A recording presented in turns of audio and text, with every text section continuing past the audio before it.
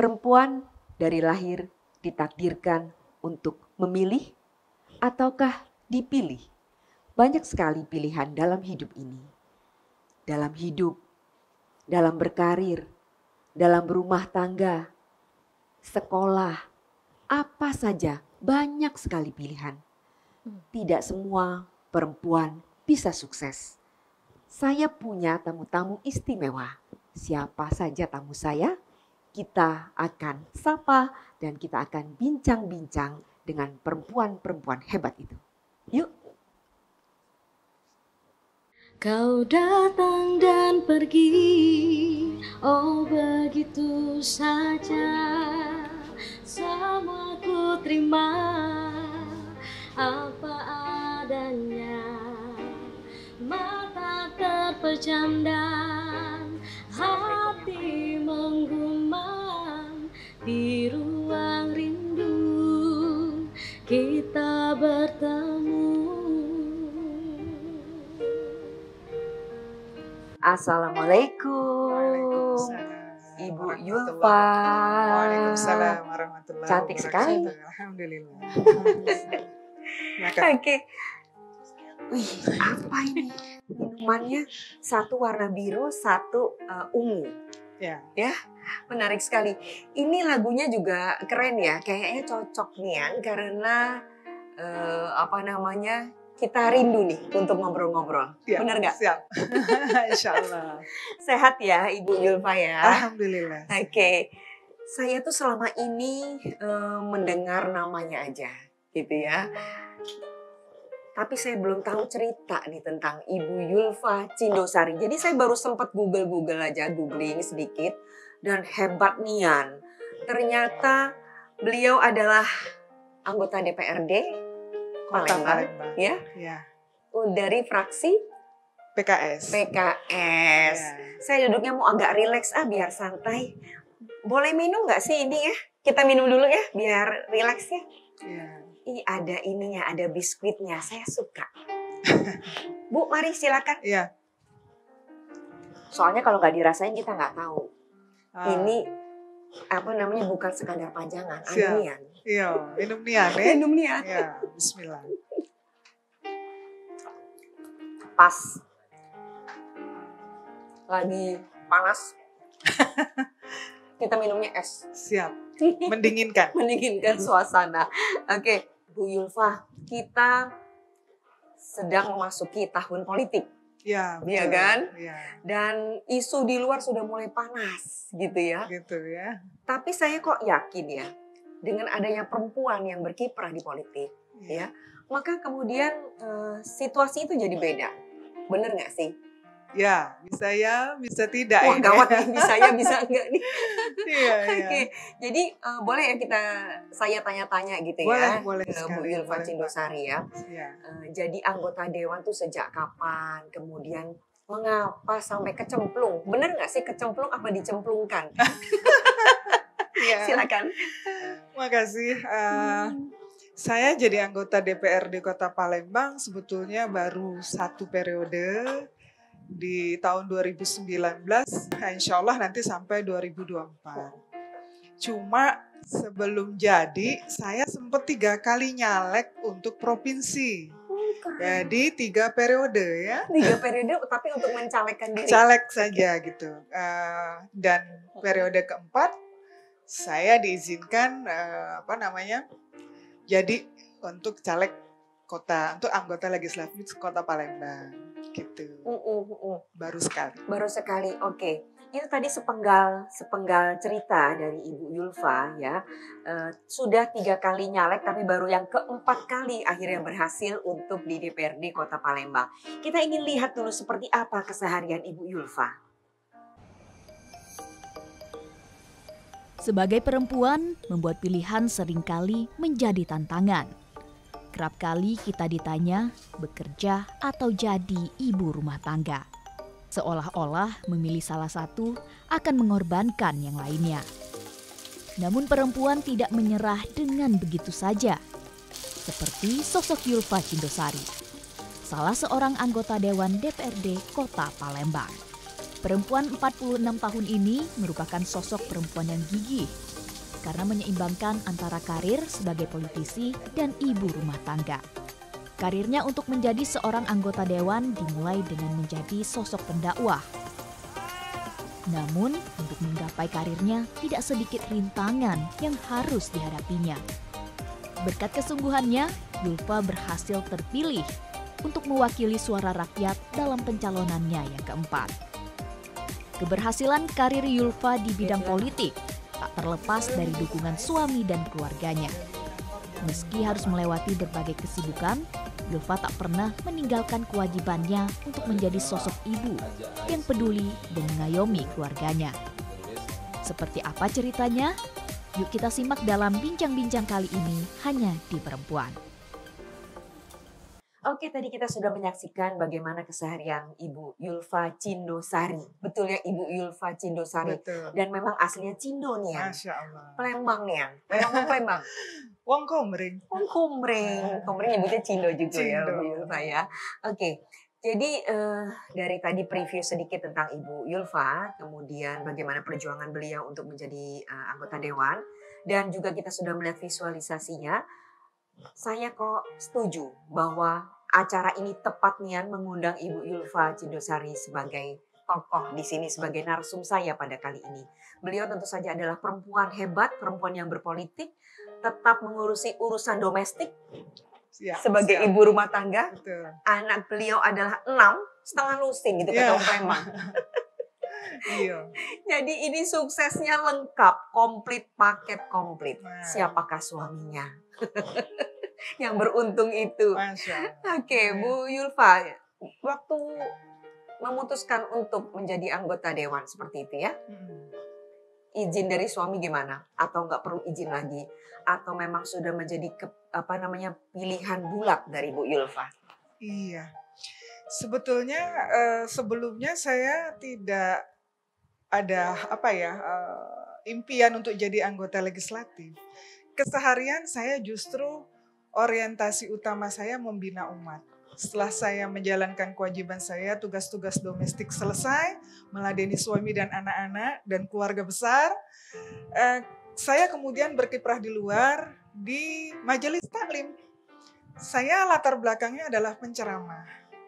Lalu karena suka ceramah ke sana kemari, saya merasa kurang ilmu, saya kuliah lagi di UIN. Di situ kita mendapat pencerahan-pencerahan sesuatu yang baru gitu ya. Saya pun diminta untuk menjadi caleg. Awal menjadi caleg. Yang minta siapa? Struktur partai. Struktur partai. Oh Ya. jadi sudah berpartai terlebih dahulu ya? 98 ketika masa reformasi, kita bikin partai baru, saya diminta untuk aktif. Waktu itu levelnya masih kecamatan. Waktu itu malah orang tua saya yang jadi caleg. Oh, oke. Saya masih struktur di level kecamatan. Kemudian waktu berjalan, wallahualam pertimbangannya apa, sehingga akhirnya saya diminta untuk menjadi caleg. 3 kali saya menjadi caleg provinsi, itu yang ada di kepala saya hanya membantu, alias vote getter. Oh, vote getter. Ya, pendulang suara untuk caleg yang memang dijagokan jadi gitu kan ya. Dan saya menjalankan dengan sepenuh hati, dengan penuh kesadaran, saya adalah vote getter. Bahwa saya harus berperan banyak, bahwa saya harus membantu yang caleg jadi ini, membantu partai ya terutama ya, agar mendapatkan kursi itu. Dengan motivasi itu, saya tidak pernah kecewa kalau kemudian tidak terpilih, dan kalaupun mungkin saya terpilih, tentu saya mudah-mudahan nggak sombong gitu ya. Tetapi 3 periode itu betul-betul saya tanamkan saya adalah vote getter. Vote getter. Berarti Bu Yulfa ini hatinya luas ya. Amin, insya Allah amin. Karena itu kan perjuangan berat. ya, Tapi 3 walaupun periode. saya vote getter, saya tidak menunggu. Saya terus berperan aktif, dan dari 3 kali pencalekan, suara saya terus bertambah. Saksinya suami dan anak-anak, bagaimana saya bekerja pagi, siang, malam, cari suara gitu ya. Walaupun berangkat dari kesadaran adalah vote getter. Karena saya punya visi yang jauh ke depan. Apa itu? Visi akhirat tentu saja. Bahwa apa yang saya lakukan adalah dalam rangka kebaikan, dalam rangka memberi kemanfaatan yang banyak untuk umat gitu kan. Dan saya pengen dapat ridha Allah gitu. Kalau sebelumnya saya ibu rumah tangga, penceramah, Kurang rasanya ya. rasanya kurang ya. Pahalanya kurang banyak gitu. Di samping tentu saja dosa kita juga lebih banyak kan gitu. Jadi saya berpikir visi saya, visioner, itu adalah akhirat, bahwa meski saya hanya mendulang suara, meski hitungannya menang itu adalah angka, tetapi saya tidak pernah putus harapan bahwa Allah akan melihat perjuangan saya dan bahwa Allah akan membalasnya dengan kebaikan-kebaikan yang banyak. Keren ya. Jadi selama 3 periode sampai kemudian terpilih dan pasti akan mencalonkan diri lagi untuk periode berikutnya Iya. gitu kan ya. Ya. Itu anak dari umur berapa sampai berapa nih? Iya betul ya. Anak saya yang besar 23 tahun sudah wisuda, masih baru pulang tahun ini baru selesai. Jadi umur berapa ya? Sekitar 20 tahun yang lalu. Jadi mungkin anak usia balita ya yang pertama itu. Dan sampai sekarang anak-anak saya itu tahu kerjaan Umi itu 2. Ngaji, rapat. Keren. Sepanjang Ngaji dan hari rapat. Umi itu kerjanya ngaji sama rapat. Ngaji sama rapat gitu. Cuma ngajinya kadang di rumah, kadang di Palembang, kadang di luar kota gitu ya. Rapatnya juga gitu. Kadang di rumah, di kantor gitu kan. Kemudian di mana-mana, bahkan sampai ke Jakarta kemana-mana. Tapi judulnya sama, ngaji rapat, ngaji rapat. Ngaji dan rapat. Dan ngaji dan rapatnya itu tentu untuk kemaslahatan banyak orang. Betul. Jadi orang. memang saya menjadi anggota legislatif memang ini jalan ya. Jalan yang Allah tunjukkan kepada saya. Ternyata setelah 3 periode saya dilatih untuk bekerja keras. Di periode keempat yang saya jadi ini, ternyata mudah sekali. Allah kasih kemudahan-kemudahan. Dan gak harus kalau di 3 sebelumnya itu pagi siang malam. Di 2019 kemarin saya stop waktu isya maksimal, saya di luar rumah. Isya saya ada di rumah. Prinsip saya ketika itu malam kita, kalau siang kita menggedor pintu rumah warga, gitu ya, namanya juga minta suara ya. Tapi kalau malam saya gedor pintu langit, meminta kepada Allah dimudahkan, kemudian diberikan keberkahan. Gitu. Keren. Nah, bagi perempuan, apalagi perempuan yang berkerudung, oke lah kita sesama muslim gitu ya, perempuan muslim gitu ya. Tapi kan tentu langkah kita boleh dibilang berat juga. Mendatangi rumah orang, meminta keridoannya juga kan, untuk keikhlasan deh, bukan ridho kalau orang kan ya, enggak, maksud saya ke konstituen lah ya, untuk supaya bisa dipilih. Itu apa cara-cara yang Ibu Yulfa pakai? Iya. Kalau dari sisi politik kan memang kadang-kadang ada teori ya. Saya coba sedikit meramu gitu, walaupun sebetulnya pada kenyataannya saya menjalankan dulu, baru lihat teori gitu. Jadi dulu ya. Iya, jalan dulu gitu ya. Ternyata setelah kita jalani disaring ada teorinya gitu. Bahwa dalam dunia politik itu ketika kita mencalekkan diri dan berharap untuk dipilih atau apapun ya, tidak hanya di dunia politik. Tapi saya garis bawahi dunia politik. Sebetulnya di mana saja. Ketika kita passion kita itu menjadi pemimpin dan kita berharap kita berada pada pimpinan puncak gitu ya, dalam segala hal sebetulnya yang pertama kali adalah popularitas. Sebelum kita dipilih, kita harus populer dulu. Dikenal di berbagai kalangan. Saya tadinya di kalangan agama, majelis taklim misalnya ya. Di majelis taklim, tapi berangkat dari pemahaman keislaman kita harus punya pemikiran terbuka. Bahwa Islam ini tidak mengajarkan kesempitan. Tetapi dia mengajarkan rahmat itu sesuatu yang luar biasa, yang luas. Sehingga keberadaan kita sebagai muslim, orang bisa mengambil manfaat dari kita. Tidak hanya sesama muslim yang bisa mengambil manfaat, tetapi masyarakat pada umumnya. Itu kalau kita punya keinginan untuk memimpin dalam skup yang lebih luas ke depan. Popularitas. Oke. Kita akan lanjut karena ternyata perbincangannya semakin seru, semakin menarik. Mulai mengeluarkan jurus-jurus jitunya, bagaimana bisa dipilih. Ya kan? Kita akan saksikan tayangan berikut ini.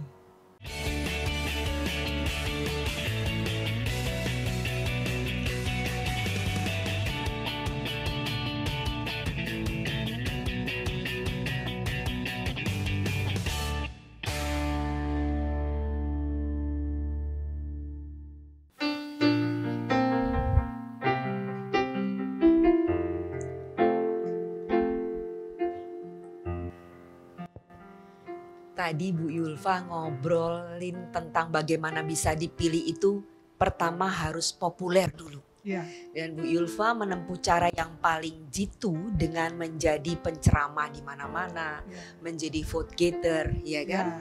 Dan kemudian cara yang kedua seperti apa? Cara yang kedua setelah kita populer adalah akseptabilitas, Diterima. diterima. Jadi jangan sampai ketika kita datang ke masyarakat negatif pemikirannya, bahkan mungkin nauzubillah ditolak gitu ya. Nah, ini barusan statementnya menarik, diterima. Iya, Kalau Bu Yulfa dulu menghadapi pemilih atau calon pemilih perempuan seperti apa? Karena biasanya karena kultur nih ya, iya. karena kultur kita, perempuan tuh malah justru enggan memilih caleg perempuan. Bu Yulfa punya trik. Itu tadi setelah kita populer, akseptabilitas, populer itu kan jalannya banyak, silaturahmi, door to door, dan membuat populer itu butuh waktu. Jadi nggak bisa caleg itu ujuk-ujuk. Caleg proses. ujuk-ujuk gak bisa. Nggak bisa. Assalamualaikum Bu Yulfa, Bu Eni. Waalaikumsalam. Saya boleh gabung? Boleh. Sepertinya seru sekali. Nah, apa kabar Rani? Alhamdulillah. Silakan. Nah, ini anak muda. Ya, Lahirnya aja baru tahun 96. Masya Allah, hebat.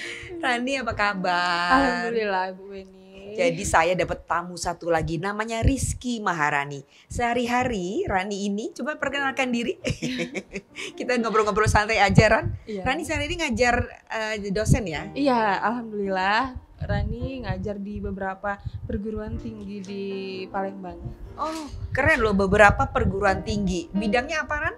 Rani bidangnya di politik Politik. murni. Nah, Iya. politik murni. Wah, jadi saya nih dapat tamu ya yang sangat berkualitas, perempuan-perempuan hebat yang berkiprah di bidangnya masing-masing. Ibu Yulfa dan juga Rani, anak muda boleh dibilang. Dan kita senang ya, semakin banyak perempuan yang maju itu kan berarti mewakili apa? Suara atau aspirasi kita sebagai perempuan gitu ya. Nah Ran, tadi saya kalau di luar sana tuh suka dipanggil tante sama Rani. Nggak apa-apa panggil tante juga di sini. Iya kan, memang seumur anak saya. Jadi Rani harus tahu ini Ibu Yulfa perempuan yang sangat hebat dan beliau baru aja cerita bagaimana sih bisa terpilih sebagai caleg dan akan mencalekkan diri lagi. Tadi obrolan baru kita lanjutin dulu ya Ran, nggak apa-apa ya Ran? Nanti Rani kasih pendapat juga Iya, ya. boleh. Tante mau nanya-nanya nih. Iya, Tante. Ya, oke. Jadi populer kemudian diterima. Diterima. Dan kalau penerimaannya negatif gimana caranya? Ya, kalau penerimaannya negatif berarti something wrong. Ada sesuatu wrong. yang salah. Ada sesuatu yang salah. Kenapa Bu? Apa kita sebagai perempuan pakai alis terlalu tebel? Artinya sebagai pribadi Atau emas kita berderet-deret? macam-macam Sampai segini, alasannya. macam-macam. Jadi harus dievaluasi dan harus dirubah. Harus dirubah karenanya memang sekali lagi kita butuh waktu. Tapi pada dasarnya kalau memang caleg itu memiliki karakter yang kuat, maka insya Allah dia akan diterima. Nggak harus jadi penceramah kok, apa saja silahkan. Yang penting dia sudah populer, kemudian penerimaan di masyarakat, pengakuan ya, pengakuan itu penting. Kenapa? Karena akseptabilitas atau penerimaan itu titik temu antara populer dan nanti elektabilitas, keterpilihan.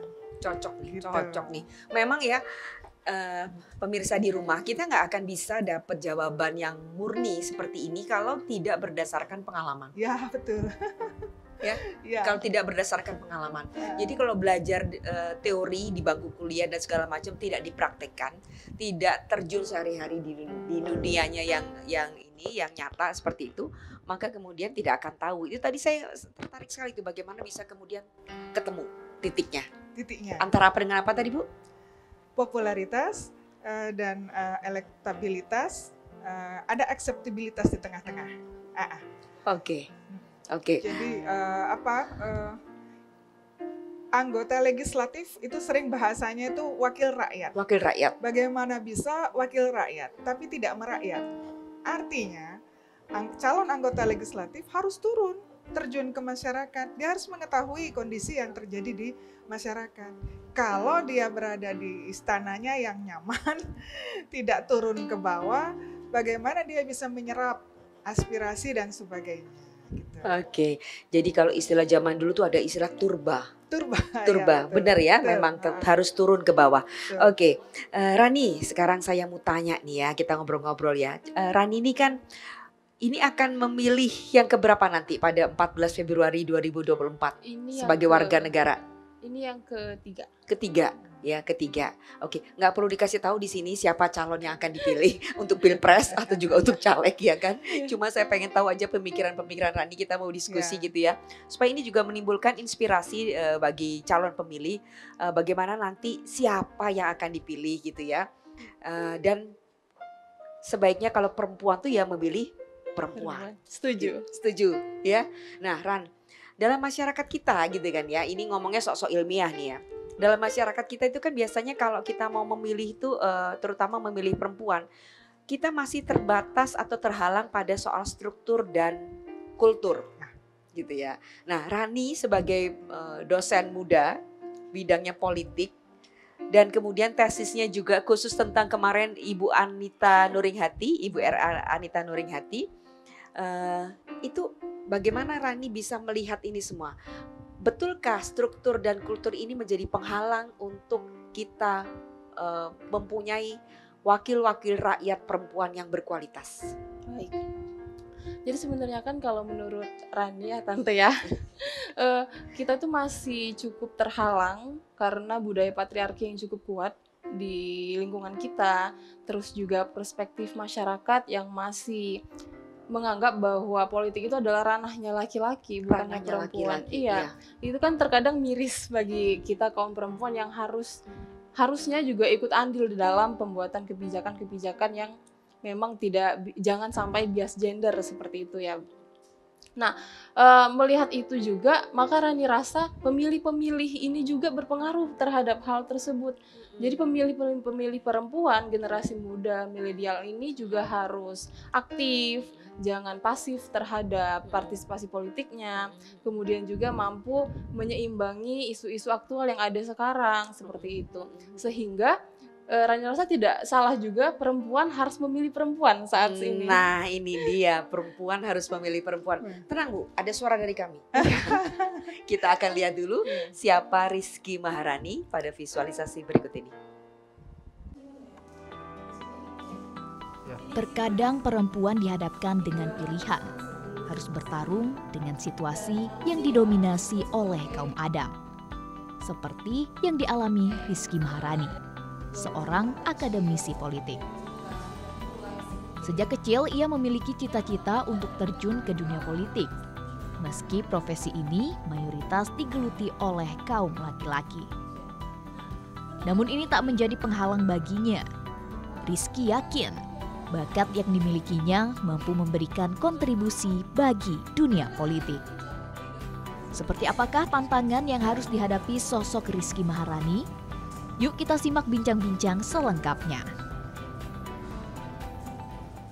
Oke, ini minumannya yang paling utuh nih punya Ibu Yulfa. Silahkan Bu minum dulu. Saya udah mau setengah loh. Rani boleh minum ya? Di sini warnanya beda-beda, tapi ini tidak menunjukkan preferensi pada parpol manapun. Karena itu biarlah menjadi ranah privasi kami. Iya, pakai sedotan dulu. Pakai sedotan dulu, oke. Menarik ya tadi yang diungkapkan oleh Rani ya. Perempuan sebaiknya memilih perempuan. Kenapa begitu Ran? Ya, karena terkadang memang yang paham apa ya kebutuhan, hak dan kewajiban perempuan itu ya perempuan itu sendiri. Betul. Maka memang perempuan itu harus merepresentasikan kedudukannya di parlemen menurut saya. Karena kalau dalam satu lembaga, dalam satu ruangan itu membahas program atau kebijakan tanpa ada perempuan itu tidak akan sempurna nantinya. Maka dari itu perempuan ini memang patut untuk dipilih, namun ya tetap kita harus memperhatikan latar belakangnya, kompetensinya dan juga kemampuannya itu tadi. Tapi tidak menutup kemungkinan juga bahwa masih banyak di luar ya Tante ya, perempuan-perempuan yang berkompetensi ini harusnya maju dan mau. Maka mereka harus yakin dulu bahwa diri mereka itu bisa. Sehingga kita sebagai pemilih ini, sebagai masyarakat biasa ini mampu mendorong mereka, mampu mendukung mereka dengan baik seperti itu. Tentunya di dunia politik. Oke, ini jawabannya real ya, dalam arti gini. Tadi kan Rani bilang bahwa perempuan itu sendiri pertama bukan hanya punya kompetensi atau kapasitas, tapi dia juga harus yakin pada diri sendiri dan dia juga harus mau. Masalahnya nih, Bu Yulfa, ya kan? Perempuannya punya apa tadi? Kompetensi atau punya kapasitas. Dia juga yakin, dia percaya diri dan dia mau. Cuman duit udah kate. Padahal tidak ada duit berarti kan jalan untuk menuju ke panggung politik itu kan susahnya minta ampun. Berdasarkan pengalaman Bu Yulfa seperti apa?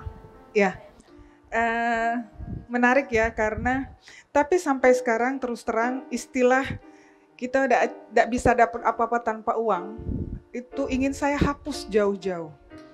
Karenanya ketika kita sebagai caleg mengkampanyekan sesuatu kepada masyarakat, sebetulnya kita juga harus menyampaikan, melakukan peran-peran edukasi. Peran-peran edukasi kepada masyarakat bahwa uang bukanlah segala-galanya. Tetapi memang untuk mendapatkan segala sesuatu kita butuh pendanaan. Dan memang pendanaan itu adalah salah satu saja dari faktor keberhasilan. Sekali lagi, karena dia hanya sebagai salah satu, artinya ada faktor-faktor lain yang mendukung keberhasilan. Yuk kita fokus kepada faktor lain itu kalau kita memiliki kelemahan dari sisi pendanaan. Begitu ya. Saya kok kayaknya kurang yakin ya dengan apa yang Ibu Yulfa katakan ya. Apa bener Nian nggak pakai duit sama sekali? Kayaknya juga nggak mungkin. Nggak mungkin. Kalau nggak sama sekali nggak. Enggak, tapi kan besarannya mungkin tidak sebesar yang diperkirakan orang. Begitu ya. Oke. Nah saya coba tanya ke Rani yang pernah meneliti tentang hal itu gitu ya. Apa benar Ran, seorang bisa terpilih menjadi wakil rakyat itu bahwa soal uang itu bukan segalanya? Rani sudah pernah meneliti tentang perempuan, kemenangan perempuan, di mana modal sosial itu nggak kalah penting mendukungnya dari sisi keuangan atau finansial. Jadi modal sosial itu juga mampu membawa seorang perempuan menuju panggung legislatif. Saya setuju sekali, Bu. Oke, baik, tadi selain modal sosial seperti apa lagi? Seperti apa yang kemudian Bu Yulfa lakukan? Atau dinamikanya tuh seperti apa sih perempuan tuh kalau terjun dalam kancah politik? Atau gini deh, pertanyaannya saya ubah sedikit ya. Nah, ketika masuk sebagai anggota dewan gitu ya, benar nggak bayangan orang di luar sana untuk bisa menjadi representasi rakyat itu ternyata adalah hal yang mudah atau justru hal yang sulit dibandingkan ketika Anda berkampanye atau bersosialisasi? Relatif ya. Jadi prinsipnya ketika kita ini nih menjadi anggota legislatif nih kan kadang-kadang kita nggak tahu nih mereka ngapain. Walaupun secara teori kita tahu peran anggota legislatif itu 3, ini gitu ya, 1 ini, 2 ini, 3 ini gitu ya. Tapi ketika prakteknya di dalam, karena ini adalah sifatnya sangat politis, kadang-kadang keputusan-keputusan strategis tidak diambil di meja rapat. Satu itu. Kemudian rapat-rapat itu tidak melihat waktu. Jika dirasa penting, urgent dan harus diselesaikan sekarang, nggak bisa ditunda lagi. Itu bisa sampai malam, tengah malam gitu kita rapat, sampai selesai, sampai ketemu titik temunya gitu ya. Jadi menurut saya tidak laki, tidak perempuan. Ketika masuk ke dunia yang baru, menjadi anggota legislatif, kita harus mau menjadi pembelajar cepat. Kalau menjadi pembelajar cepat, kita harus punya modal. Jadi kalau mau jadi anggota legislatif yang produktif, memberi manfaat yang banyak, dan bisa menjalankan fungsinya dengan baik dan benar, dia harus mau jadi pembelajar cepat. Dan tentu ada konsekuensi di balik itu. Oke, bagus sekali jawabannya, menjadi pembelajar cepat. Oke, kita akan dengarkan ya lagu Setia. Ini kayaknya memang relevan juga tuh, relate dengan kita ya. Perempuan harus setia, laki-laki juga sih, sama-sama setia lah pokoknya. Dan aku memilih setia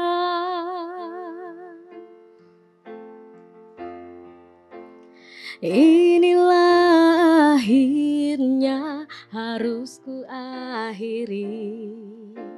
Sebelum cintamu semakin dalam, maafkan diriku memilih setia, walaupun ku tahu cintamu, oh, walaupun ku tahu cintamu lebih besar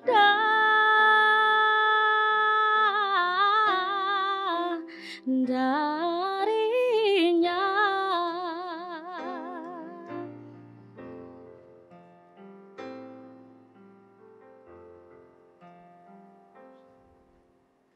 Oke, tanpa terasa kita tadi berbincang-bincang dengan Ibu Yulfa dan juga Rani tentang perempuan memilih.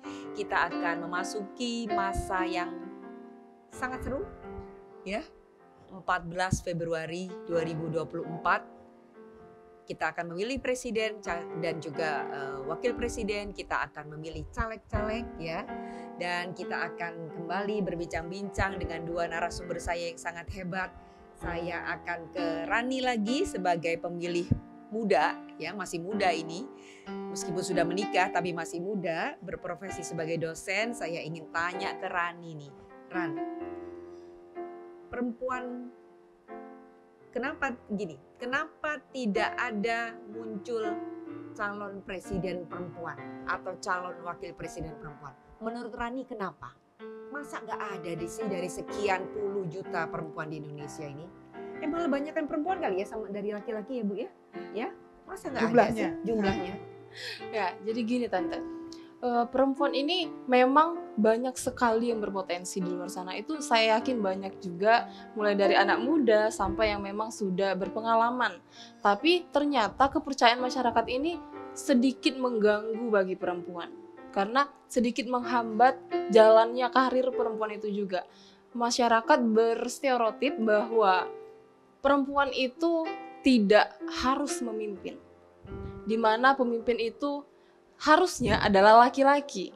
Sehingga saat isu-isu politik ini muncul, nama-nama perempuan ini akan pudar sedemikian rupa dengan kemunculan pemuda-pemuda laki-laki dan juga memang politisi-politisi laki-laki seperti itu Tante. Jadi ya itu sih menurut Rani, memang karena budaya patriarki kita masih kuat, masih cukup kental, sehingga masyarakat ini membuat seolah-olah bahwa memang pemimpin adalah khusus untuk laki-laki. Wih keren, ini jawaban yang jujur dan juga terjadi di masyarakat kita. Apalagi kita orang timur, orang Indonesia, bahkan di Amerika sekalipun untuk bisa menjadi presiden perempuan seperti kemarin Hillary Clinton seperti itu ya, masih ada ganjalan-ganjalan karena stereotip seperti itu. Nah, apalagi Bu Yulfa nih dari PKS nih yang seringkali menyuarakan bahwa yang mimpin harus laki-laki. Apa iya Bu? Ibu kenapa nggak jadi ketua DPRD kota Bu, terus provinsi, terus ke Jakarta dan sebagainya? Mungkin tahun depan. Mungkin saya agak berbeda ya. Jadi saya berangkat dari pemahaman agama Islam ya. Tapi saya tidak ingin terjebak pada stereotip seperti itu. Karena terus terang saya dibesarkan di keluarga yang cukup religius. Saya 7 saudara, anak pertama, adik saya 5 laki-laki. Tapi dalam membesarkan anak-anaknya, kedua orang tua saya sama sekali tidak membedakan gender. Dari sejak kecil saya sudah disuruh pekerjaan laki-laki yang katanya mainan laki-laki apa segala itu tidak dibedakan. Dengan saya juga begitu. Ayah saya mendidik saya demikian rupa. Artinya begini, berangkat dari latar belakang pendidikan keluarga, keluarga juga berlatar belakang religius yang cukup kuat. Kemudian yang saya jalani kemudian adalah sifatnya religius juga ya, membina majelis taklim, mengisi kajian dan sebagainya. Tapi sekali lagi saya tidak ingin terjebak dalam bahwa perempuan wilayahnya kerjanya domestik, tidak. Karena pada dasarnya Islam sendiri tidak mengajarkan dan membatasi sedemikian rupa tentang perempuan itu sendiri. Banyak sekali ayat-ayat di Al-Quran yang kalau saya bilangnya egaliter. Sebetulnya perempuan dan laki-laki dalam Islam itu sama. Inilah yang menjadi PR kita bersama. Jadi kalau dibilang masyarakat patriarki, boleh jadi itu salah satu faktor.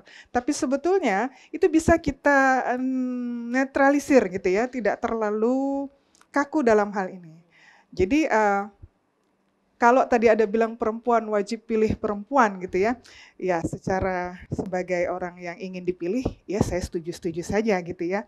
Tetapi PR kita adalah ke depan, gimana caranya yang perempuan ini nggak hanya dipilih perempuan, tapi juga dipilih oleh laki-laki. Artinya ada pengakuan dari masyarakat, walaupun perempuan gitu ya, yang dilihat bukan gendernya, tapi kemampuannya. Maka menurut saya di PKS, kata Ibu di PKS, sudah selesai diskusi tentang laki-laki dan perempuan menjadi pemimpin. Jabatan saya sekarang adalah ketua fraksi. Artinya ada kepercayaan besar dari struktur partai untuk memberikan kepercayaan itu kepada saya meski saya perempuan. Jadi yang dilihat bukan gendernya, tetapi kemampuannya, kapasitas, kapabilitas, kemudian daya dukung. Boleh agak panjang ya? Jadi kayaknya agak semangat nih Bang, kalau soal ini agak semangat. Agak memang sengaja saya pancing untuk memberi jawaban lebih panjang. Jadi affirmative action, 30% keterwakilan caleg perempuan itu adalah sebuah niat baik dari pemerintah berdasarkan kondisi di lapangan bahwa ini perempuan kalau mau startnya bareng sama laki-laki emang agak sulit. Tadi Ibu bilang kendala struktur dan kultur itu mau tidak mau. Jadi kendala-kendala ini bagaimana cara kita untuk mengatasinya. Maka affirmative action adalah salah satu cara yang cukup efektif. Kenyataannya ketika dia harus bertarung di lapangan, ada banyak sisi-sisi lemah perempuan. Salah satunya adalah supporting system. Daya dukung yang utama dari perempuan adalah keluarga. Tentu saja keluarga inti. Kalau dia sudah bersuami, maka dukungan suami itu sangat penting. Dukungan suami akan muncul kalau kita bisa memanage yang menjadi kewajiban kita secara domestik, itu selesai. Domestik selesai, maka bisa keluar kita bisa nyaman. Tapi kalau domestik kita tidak selesai, keluar kita menjadi kurang optimal. Jadi sekali lagi supporting system dari keluarga inti khususnya itu sangat-sangat penting. Nah boleh jadi. Ada lagi supporting system yang ada di lingkungan. Ya partai kah, lembaga kah, dan yang jelas masyarakat. Itu Bu. Jadi memang ada kendala di kaum perempuan, salah satunya adalah supporting system yang kurang optimal. Salah satu supporting system tadi dana. Ya itu. Makasih Bu, Bu Julfa ini jawabnya luar biasa memang. Cocok nih untuk berkiprah lebih tinggi lagi. Oke, Rani, kalau Rani ngelihat sekarang ya di baliho-baliho di jalan gitu ya, banyak sekali perempuan-perempuan yang kita belum kenal gitu ya, yang muda-muda dan juga pokoknya look perform ya Bu ya, ya look perform gitu ya, itu sebenarnya good looking ya kan. Menurut Rani itu akankah bisa menarik orang untuk memilih gitu ya, ketimbang melihat misalkan track recordnya. Gimana Ran? Ya sebenarnya secara visual itu kan memang sedikit berpengaruh sih menurut Rani. Sedikit. Memang harusnya sedikit karena yang banyak itu memang harusnya kemampuan, juga pendidikannya. Tapi yang paling penting harus kita tekankan sekarang menurut Rani itu adalah peran parpol sebelum mereka itu mencalonkan diri sebagai legislatif. Parpol itu berperan penting untuk menjalankan fungsinya memberikan pendidikan politik kepada perempuan-perempuan muda, perempuan-perempuan yang memang mau atau yakin untuk terjun dalam dunia politik itu tadi Bu. Nah, melihat visualnya, melihat juga pendidikannya, kemampuannya, maka tidak juga pesimis mereka ini bisa dipilih oleh kaum-kaum yang lainnya. Nah, Rani sendiri tertarik nggak nih untuk terjun ke politik? Kalau untuk sekarang masih belum ya. Belum ya. Karena memang masih mendalami dunia akademisi, masih mau cari karir di sini, tapi Rani tetap terus mendukung dan juga melihat, mengamati kegiatan-kegiatan politik bagi anak muda dan juga perempuan di Indonesia. Oke, kalau orang ini melihat ya setelah periode yang ini, akankah kita juga kemudian muncul pemimpin-pemimpin perempuan di kursi legislatif? Itu sangat mungkin terjadi dan harusnya memang iya. Karena kan tadi seperti kata Bu Yulfa bahwa tidak ada pembedaan antara perempuan dan laki-laki, sehingga seharusnya untuk pimpinan-pimpinan instansi, pimpinan-pimpinan lembaga pemerintahan itu memang harus ada perempuan di dalamnya. Bu Yulfa sendiri Ya. atau bekerja sama mengelola taruhlah ya dengan teman-teman di sesama anggota DPRD itu seperti apa, Bu? Dipimpin perempuan seperti apa Iya, untuk fraksi ya? ya saya ketua fraksi. Jadi memang ketika perempuan menjadi pemimpin ada nilai khas di sana. Ya. Ada sesuatu yang berbeda dari ketika laki-laki yang menjadi pemimpin. Contoh sederhana, misal kalau ini contoh aja ya, kalau misalnya dia pemimpin kantornya atau lihat kantornya, dia ingin ada warna, ada sentuhan perempuan. Betul, ada estetika. Mau tidak mau kita harus mengakui khasnya perempuan, dia lebih kepada hal yang kecil-kecil. Tapi kalau yang laki-laki emang kadang yang global, makro. Nah, dalam hal tertentu ini sangat khas muncul. Tapi dalam sisi yang lain, ke perempuan ini misalnya dalam rapat-rapat, kalau kita berbergening, perempuan yang tadinya katanya lemah lembut bicaranya dan sebagainya, kalau kita punya prinsip yang kita perjuangkan, nggak bisa juga garang juga sekali-sekali gitu ya. Tapi tetap khas perempuannya ada gitu, dengan pendekatan-pendekatan yang lebih soft gitu. Jadi memang punya warna yang berbeda, itu nggak bisa dipungkiri. Nah, ketika saya harus bertarung ya bahasanya ya, memperjuangkan apa yang kita inginkan, nilai-nilai yang kita harapkan, pemikiran-pemikiran yang harus kita maunya pemikiran kita diterima oleh banyak orang. Politik adalah seni komunikasi. Jadi kita melakukan lobby-lobby politik. Lobby-lobby politik tidak harus dengan materi, tapi bisa juga dengan komunikasi, pendekatan-pendekatan yang baik yang kita lakukan. Aduh, cara. Jadi memang walaupun kita harus garang, keras, tapi kadang-kadang cara yang keras itu justru mempersulit kita untuk mencapai keinginan kita. Maka lobby kita adalah membangun komunikasi yang baik sampai akhirnya menemui kata sepakat. Nah, inilah perjuangannya. Kadang-kadang perempuan lebih ulet dalam hal ini. Perempuan lebih ulet. Betul. Makanya beliau bisa duduk di sini. Ya, Rani masih umur 26 tahun juga bisa berkiprah menjadi dosen muda. Ya, oke. Nah sekarang saya mungkin saya masuk ke pertanyaan yang agak domestik. Istilahnya saya menyebutnya domestik. Ini kan judul acara ini perempuan, tapi kita lebih spesifikkan lagi perempuan memilih gitu ya. Nah, Bu Yulfa, ketika kecil dihadapkan pada pilihan apa? Maksudnya? Pilihan mau sekolah di mana, ya kan? Ya. Kemudian kerja nanti seperti apa, memilih di mana, punya suami dipilihkan atau memilih sendiri. Ya, Cerita dong. ya. Supaya kita Cerita. nggak terlalu tegang nih pembicaraan Ya, nih, ya ya, kan? ya. Jadi cerita masa kecil Cerita ya. masa kecil. Ini yang saya cerita bahwa orang tua saya itu memiliki pemahaman egaliter laki-laki dan perempuan ya. Karena Bu Yulfa anak sulung perempuan. Perempuan, adik saya laki-laki 5 di bawah saya. Jadi saya ingat waktu itu mau masuk SMA, saya sempat di Pangkal Pinang waktu itu, sekolah saya di Bangka, SMP negeri. Ayah saya menginginkan saya masuk pesantren.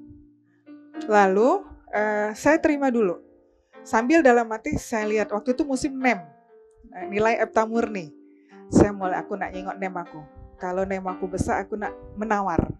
Karena memang kami dari kecil dibiasakan untuk menyampaikan apa yang dipikirkan dan dirasakan. Jadi begitu NEM saya keluar dan menurut saya cukup besar, saya nawar sama ayah saya. Ayah saya bilang, kamu sudah daftarkan di Padang. Padang Panjang waktu itu. Mau masuk pesantren. Ya, boleh nggak ngomong? Boleh, kenapa? Nilai upah, saya panggil dirinya upah ya, nilai upah agak gede nih. Sepertinya bisa bersaing.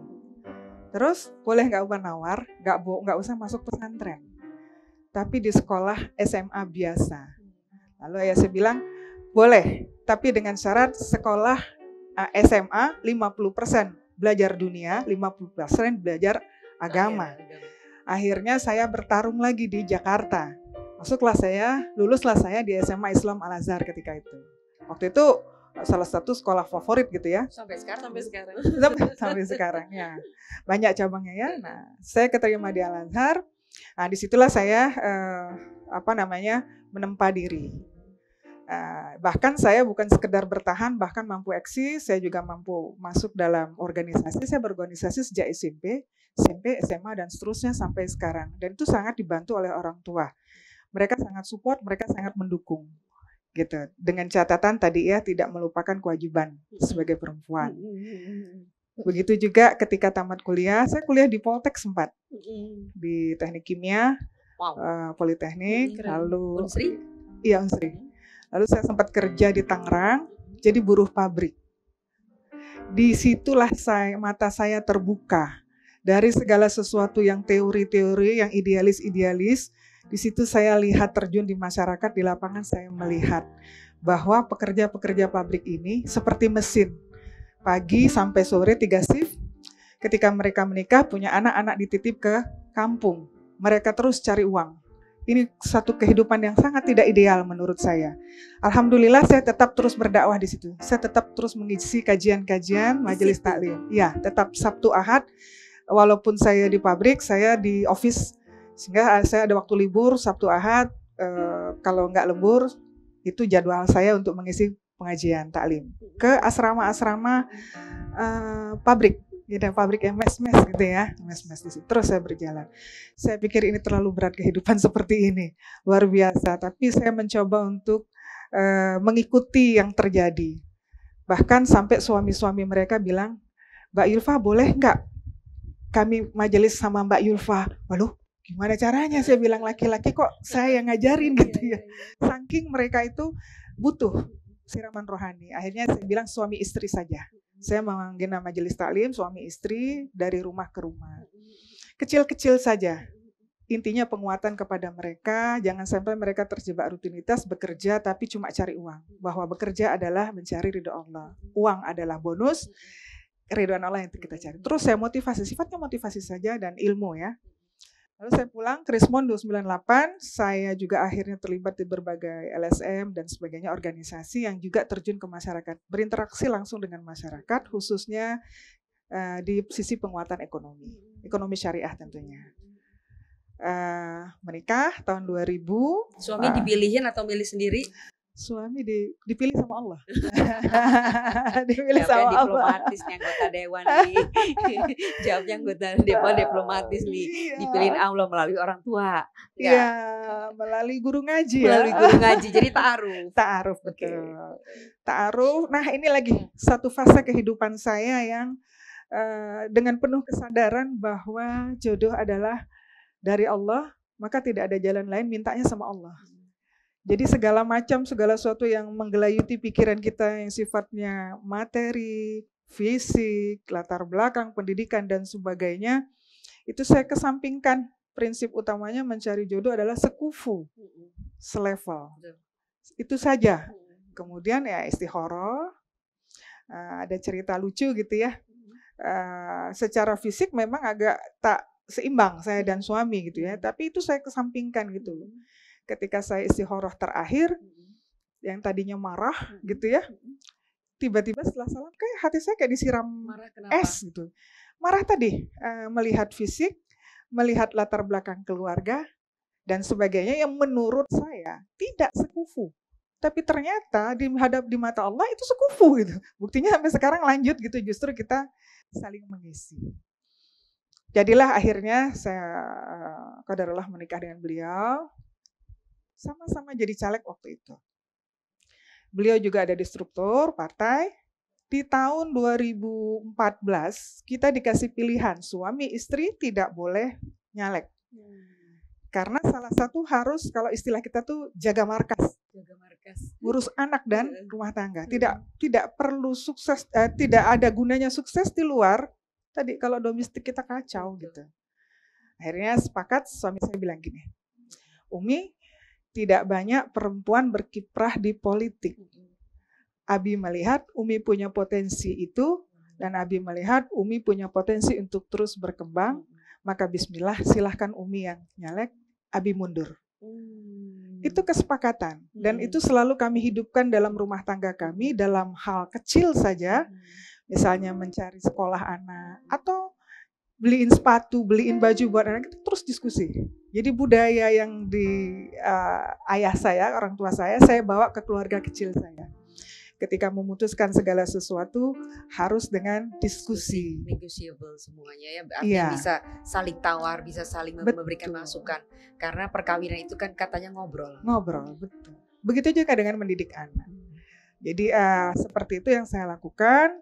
Sampai akhirnya memang mungkin ya dianggap sudah siap untuk dilepas. Kata Allah udah siap lepas nih, urusan domestik selesai, keluarga inti, keluarga besar selesai, silahkan urus umat. Padahal sebetulnya hakikatnya saya sudah ngurusin umat dari dulu gitu ya Bu ya. Tapi maksudnya barangkali Allah nih, terjun deh tuh. Ya, terjun, silahkan habis-habisan all out, dan pasti supporting system ini luar biasa. Luar biasa. Keren ya kalau kita nggak ketemu kayak gini, nggak ngobrol-ngobrol kayak gini, kita nggak akan tahu kisah seorang Yulfa Cindosari yang luar biasa. Nggak ada loh caleg yang ujuk-ujuk, semuanya by proses. Betul. Dan semua dibangun dari bawah. Ya, sebetulnya ada anggota legislatif yang tiba-tiba jadi. Tapi selalu saya bilang, ada teman di DPR bilang, enak ya yuk kalau jadi anak pejabat, tiba-tiba dia jadi pejabat juga. Tapi jadinya tentu lain. Saya bilang, yang berproses dan yang tidak berproses berbeda. Coba lihat. Dan sekarang terbukti setelah 4 tahun berjalan, kita sudah lihat, teman saya bilang, benar ya yuk, benar kan? Yang berproses dan tidak berproses itu hasilnya berbeda. Oke. Itu saja. Ini perbincangan akan semakin menarik setelah kita melihat tayangan berikut ini. Kita nanti akan ke Rani, kita akan tanya-tanya juga tentang Rani.